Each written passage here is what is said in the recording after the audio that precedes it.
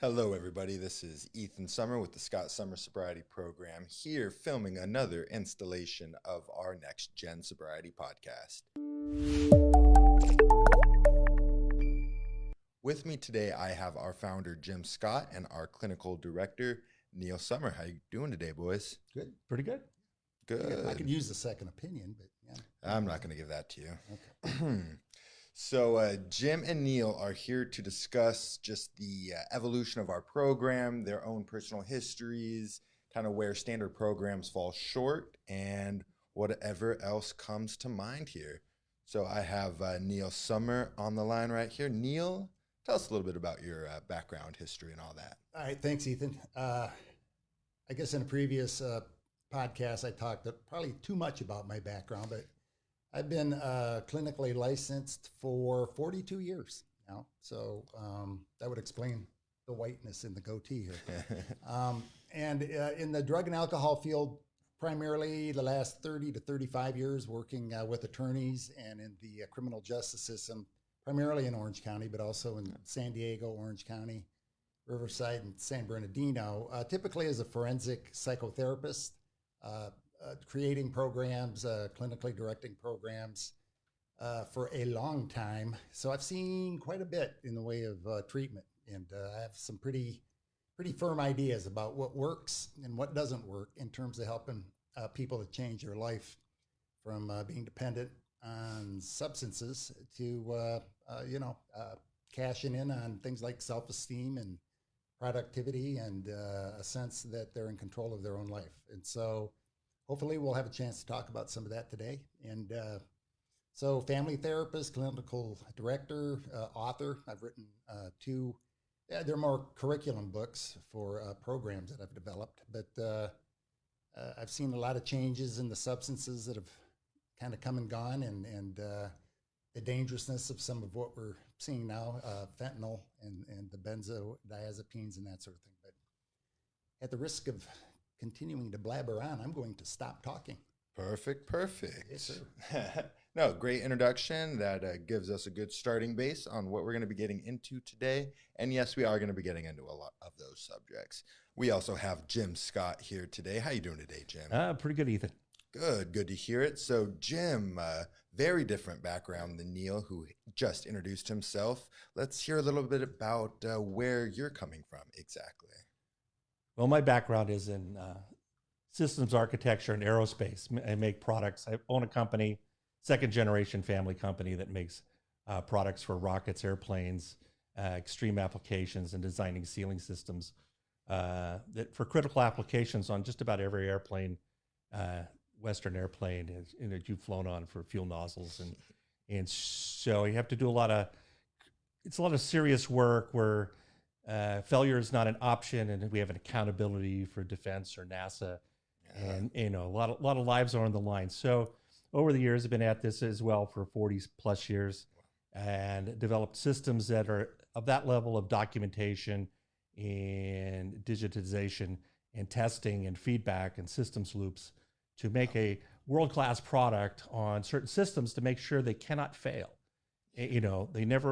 That we can depend upon it, and we can collect data to make sure that they do work.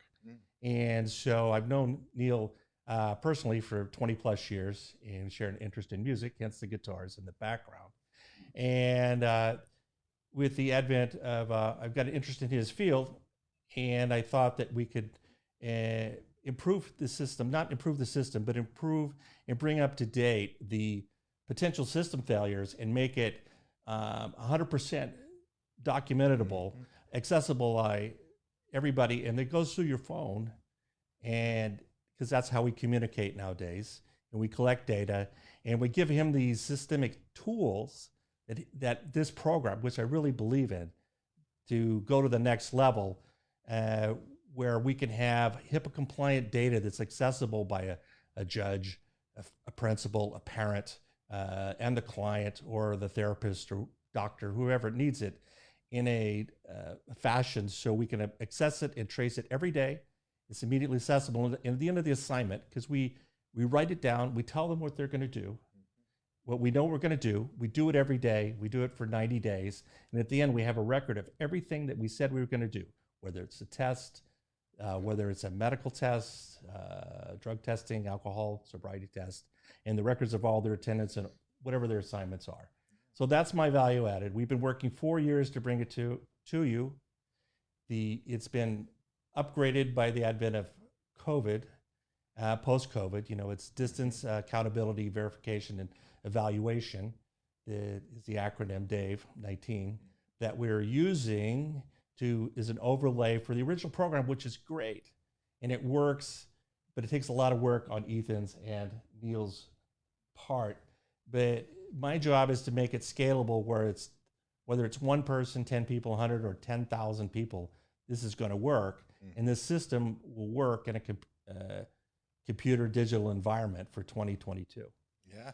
No, thank you for that. That makes a lot of sense. I mean, I like it. Very meticulous work and background and history. And for anybody still kind of wondering why these two got together to help put together this program, hopefully that answered some of the questions. It's a very, very psychological mindset meeting a very systematic mindset to come together and create something that, like Jim said, is scalable, that works just as well for 1,000 people as it does for 5 or for 10, and taking these ideas that Neil has and really shining a light on their efficiency and effectiveness and creating systems that will foster a process of continual improvement so that that system continues to grow, evolve as the times do. So anybody that is looking for more information on either of these two here, we have additional podcasts. Please check them out. I interview them both individually, and that should hopefully answer any questions that you may have. So anyways, let's get into why we are here today. All right. And again, thank you guys for coming in. We are going to talk about exactly what started this. How did you guys come together and talk, or was it a conversation? Did you guys get drunk and meet in rehab? Where did this merger come into play? Is that for me? For open floor for you guys. Jim mentioned that I've known him for a long time. I've known Jim forever. We've sung bad karaoke together. We play guitars. Jim was a director owner of a swing band that was unbelievably professional, and so we have a love for music. We both have really bad senses of humor. We just like each other and always have. And so we had a personal friendship, and then we got to talking one day about what Jim does for a living, because I really didn't know. And he started asking me questions about who I am and what I do, and I think we were both kind of shocked at the depth that the other person came forward with, because we were so shallow before, I guess. Yes, very. Would that be fair to say? I can agree to that. Anyway, so we began to look at our differences. I'm kind of a airy-headed, creative thinker guy, looking for solutions. I have never followed through on anything in my life in terms of detail. Jim is the detail. He is the detailer's detailer. I mean, his picture is in the dictionary next to organization and detail. Dawned on me. I said, Jim, you do realize that in the drug and alcohol world, detail is really overlooked quite a bit. There's the accountability, the follow through, the knowing that people are telling you the truth is always suspect in my world. Counseling programs, therapy programs for substance abuse is like chasing wild rabbits through a fire, mostly. There's very little follow through, very little accountability as to people actually doing what they say they're doing. And you need to remember that the clientele that I've worked with, primarily through the legal system, tend to find their intervention prior to where they want it. In other words, they're being asked or told by somebody that it's time to quit, or else blah, blah, blah. Could be a jail cell, could be a divorce, can be any number of things. Loss of child custody, there's always a threat, and it is a threat. It's a consequence. And when a person is threatened or consequenced, what do they typically do? I'll ask you, Ethan, what does one do when they're told what they should do? fight back. They fight back. They do the opposite. And these are typically pretty smart people, pretty sensitive people I've come to find in my career. Typically the black sheep in their family, more or less, and that's usually the most sensitive person in the family. So they're very observant, very bright people.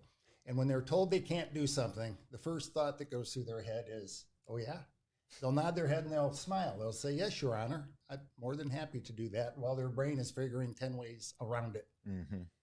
Judges know this, DAs know this, criminal defense attorneys know this, principals, vice principals, and who's ever in a position of monitoring that person's progress.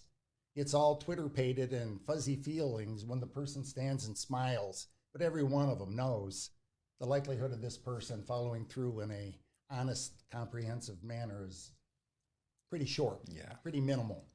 And so when I talked to Jim, that was kind of a long prelude, talked to Jim, I said, Jim, you're a detail man. Can you, and there's technology now that we didn't have. The therapies that are going on for drug and alcohol abuse now are antiquated. No one has ever researched if they're really effective or not. And the measurements that they use for effectiveness are silly. They're just silly, you know. And so I asked Jim, is there a way you can measure if these treatments are effective or not, or which ones are? I mean, there are research and scientific methods for about anything else medically and even psychologically. But for substance abuse, for whatever reason, the entire industry has shrugged their shoulders at it. Like, hey, don't worry about it. You know, we'll put them in a treatment program for 30 days. That ought to do it. You know how many people go through a 30-day treatment program and are successfully sober for the remainder of their being on the planet? About 8%, if that. And those were usually highly motivated to begin. And so I said, Jim, I have developed a program. It's called the MOSE program. I developed it with another individual some years back. I said it was a good program, a very good program. It's still up and running. Still no measurements, still no accountability, still no way to really know that the person is doing the therapeutic component. We had good measurements for the drug and alcohol testing. And we'll talk about that as we go, but we had nothing for measuring motivational issues, behavioral issues, emotional issues, participation issues in terms of ancillary participation in 12-step meetings or other things. And so Jim, man who's designed things for spaceships and for I better come up with a word or you'll think 16. Thank you. 16. Thank you. He's developed gaskets. He's developed parts for machines that cannot fail. So I said, you know what? Do you think you can come up with some ideas about how we may quantify what we're doing? You know, that we can use it in a way that we can convince the person who's referring the drug addict, referring the alcoholic. Is there a way that we can say we've got a program or a system that's effective with something to back it up? Concrete. Other than bumper stickers, slogans like well, you know, he really kept it simple, stupid. He really did keep it simple, stupid. You know, or, you know, he attended 90 and 90. He went to 90 meetings in 90 days. Yeah, but do you realize he signed in and went out to the parking lot, smoked a cigarette, and came back an hour later, and you know, and there was no way to monitor what he was doing. Well, we have that now because of Jim.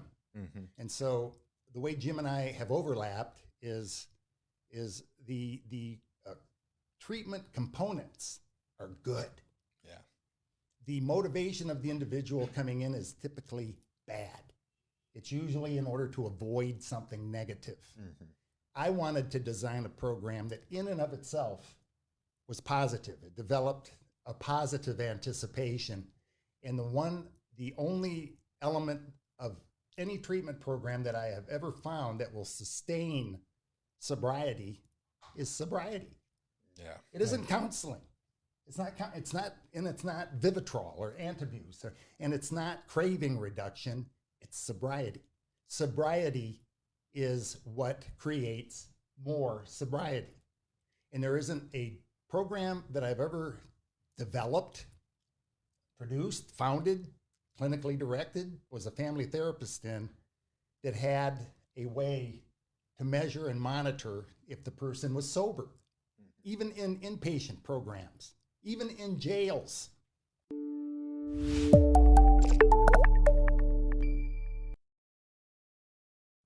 It's called Pruno, which is an alcoholic beverage. It's made in the jail, or any other form of a narcotic or a drug. If in a jail you can do that, do you think it's going to be difficult to pull that off in a residential treatment program? I don't mean to sound naive, but how easy is it to get drugs and alcohol in the jail? And he started laughing. He said, "What, you thought it was hard?"